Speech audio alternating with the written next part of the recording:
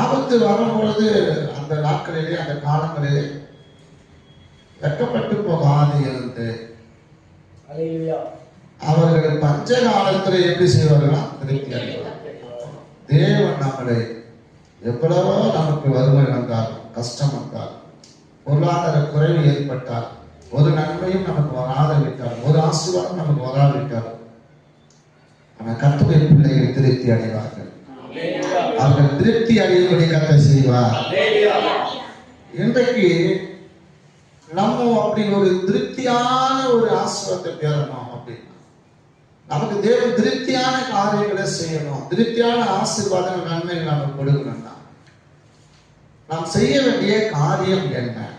எரேமியா 31வது அதிகாரத்துல 14வது வசனத்தை வாசிக்கின்ற பொழுது அந்த 2 விதமான காரியத்தை கர்த்தர் பேசுகிறார்.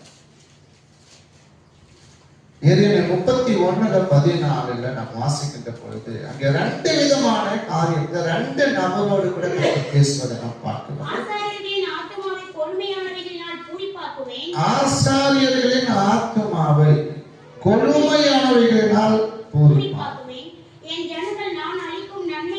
ஜனங்கள் நான் அளிக்கும் நன்மையினால் திருப்தியாவார்கள் என்று கர்த்தர் சொல்றார். இப்ப 2 பேரை பார்க்கிறோம், 2 நபர். ஒன்று ஆசாரியர், 2வது ஜனங்கள். அப்ப ஜனங்களுக்கு அவர் சொல்றாரு, என் ஜனங்கள் நான் அளிக்கும் நன்மையினால் திருப்தியாவார்கள் என்று கர்த்தர் சொல்லுகிறார். அப்ப ஜனங்கள் திருப்தி அடைவார்கள், திருப்தியாய் இருப்பார்கள், திருப்தியாய் பெற்றுக் கொள்வார்கள், திருப்தியாய் ஆஸ்வதிக்கப்படுவார்கள் கர்த்தரே வாக்கு கொடுக்கிறார்.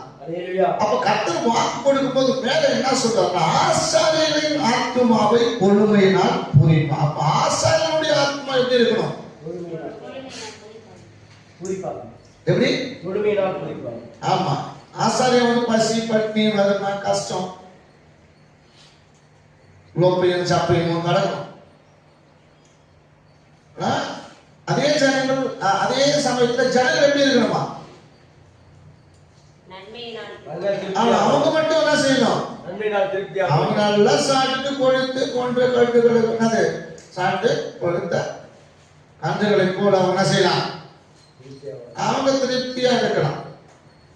ஆனா ஆசாரியம் பசி பட்டினியா ஒண்ணு இல்லாம எதையாவது கடவுட்டும். அவங்க எங்க கிடந்தா நமக்கு என்ன, எதை கண்டா என்ன, எங்கேயாவது ஜபிக்கிறாரா சோத்திரம்.